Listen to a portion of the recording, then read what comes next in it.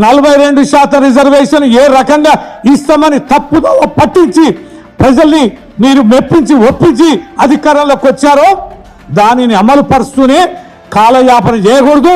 రేపు కేబినెట్ మీటింగ్లో కూడా ఈ నిర్ణయం చేయాలని డిమాండ్ చేస్తున్నాం.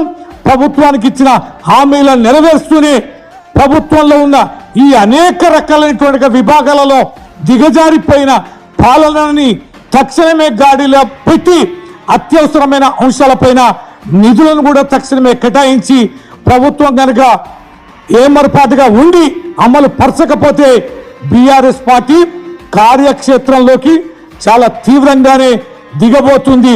ప్రజలు గగ్గోలు పెడుతున్నారు, బీఆర్ఎస్ పార్టీ మీద ఒత్తిడి తీసుకొస్తున్నారు. మీ యొక్క ఎమ్మెల్యేలు బీఆర్ఎస్ పార్టీ నేతలారా రండి, మా దౌర్భాగ్యం చూడండి, మేము చేసిన తప్పుని మన్నించి మాకు అండగా ఉండండి అని క్యూ లైన్లో ఉన్న రైతులు గోసబెట్టి కన్నీరు పెట్టుకుంటుంటే మేము ఎంతకాలం ఇంకా వెయిట్ చేయాలి?